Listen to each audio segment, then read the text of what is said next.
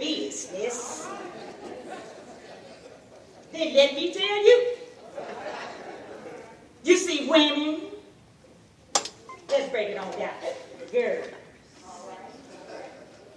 I know we old, a lot of us, but we still like to be referred to as a girl. Many of us struggle with our emotions.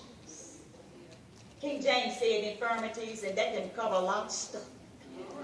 The physical, the emotional.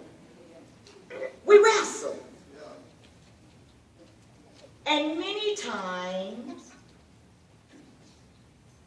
we use relationships as a crutch. Let me break it down, too. Have you ever had a friend?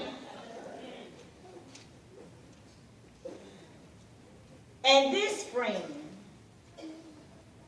if she's mad at somebody, she wants you to be mad too. And you're saying to yourself, but she do nothing to me.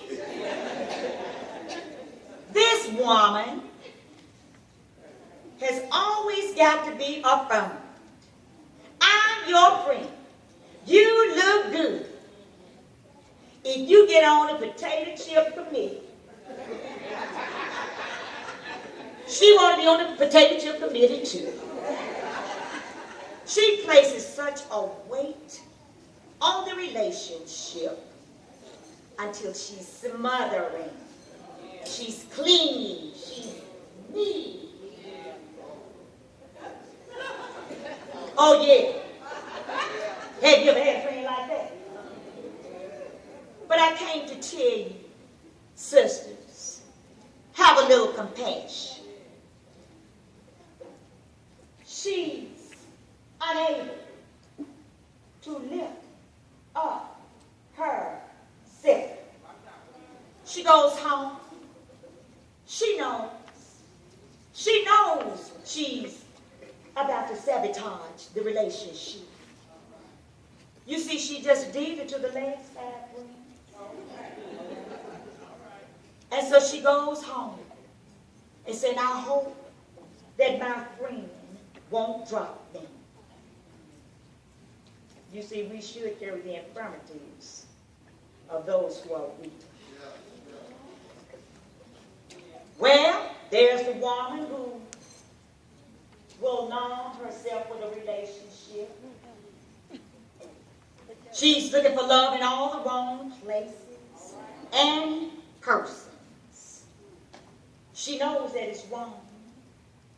And she's trying very hard to break the cycle. But the need to be accepted is just too great, y'all. I just need somebody to hold. I just need somebody to love me.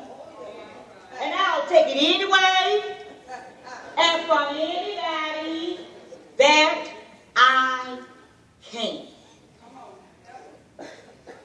You see, she's praying. She's fast. Break it, God. But she's unable to lift up herself. And by the way, if you're becoming too dependent upon anyone other than God to create a sense of wholeness within you, you're abusing your relationships. How about the woman that's struggling with low self-esteem and insecurity and the issue of trust? Let me tell you how she got there. You see, it could have started way back when. This woman had been down a long time.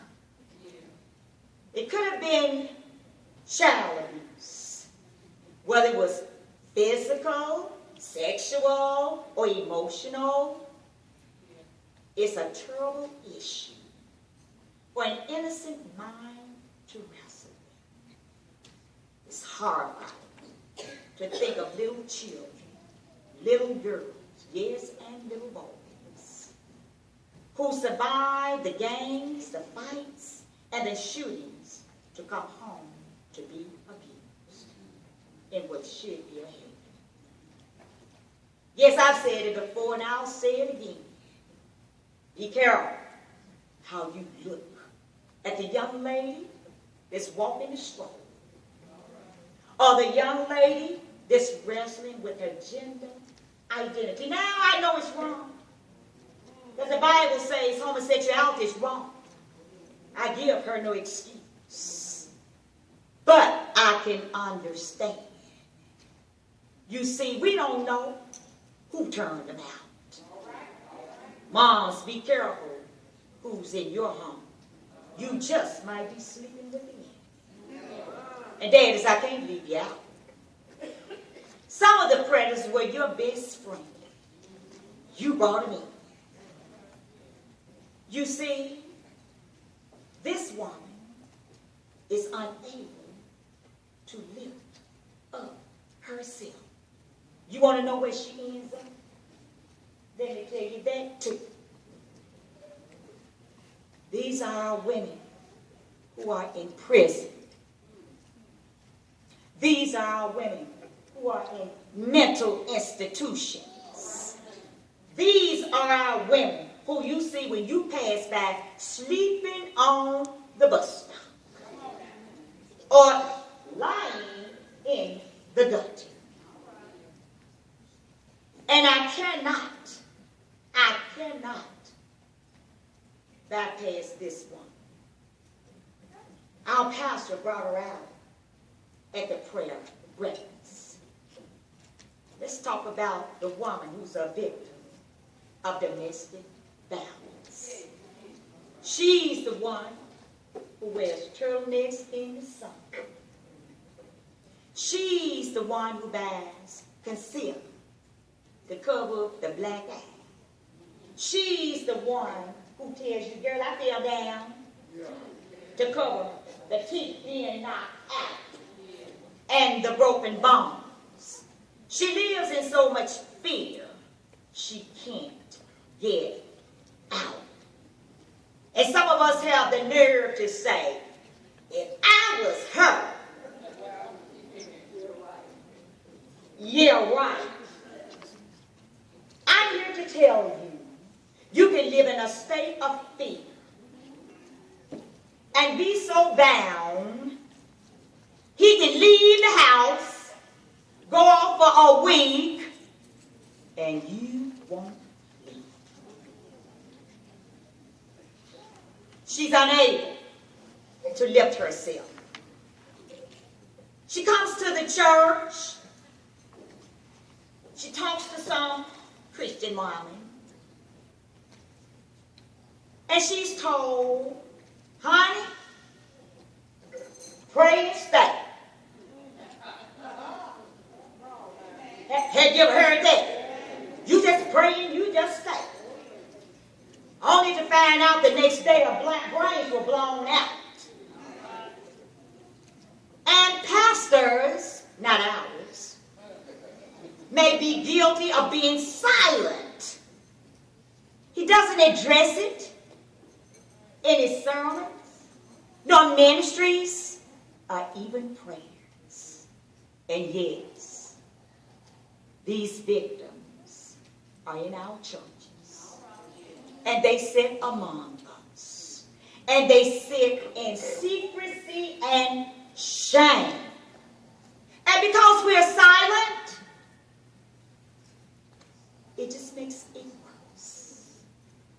They are unable to live themselves.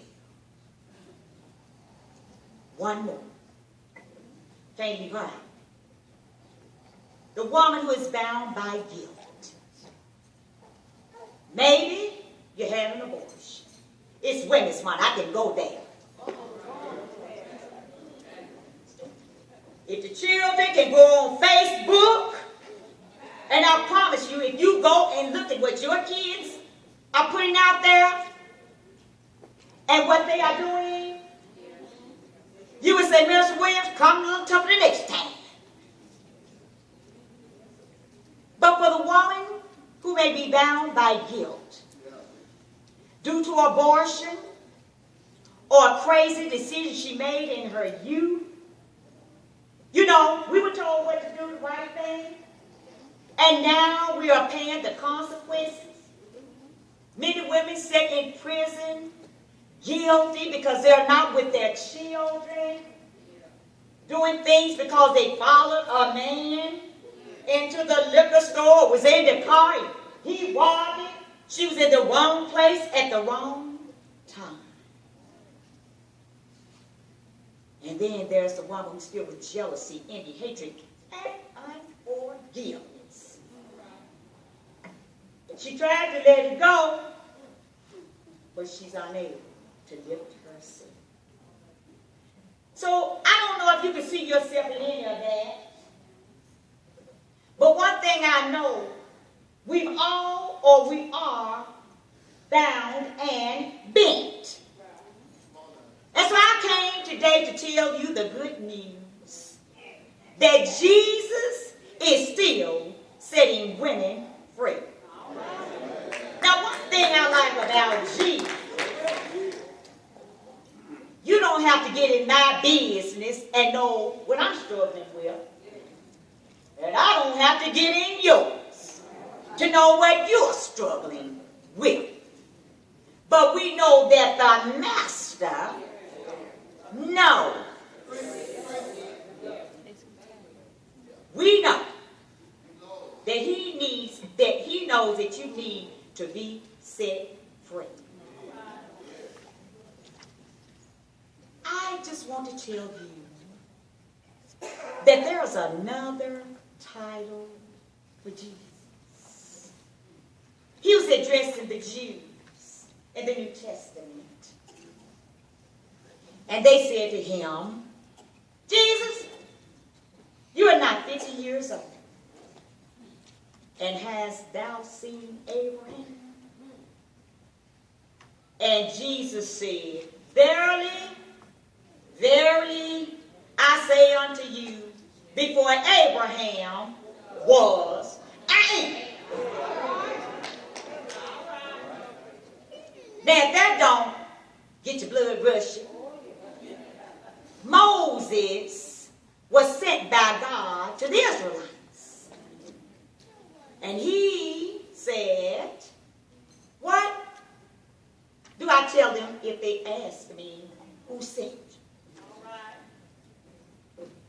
He said to tell them, I am who I am. This is what you are to say. I am has sent me to you. I came to tell you that the Bible describes Jesus as I am. Self-existence.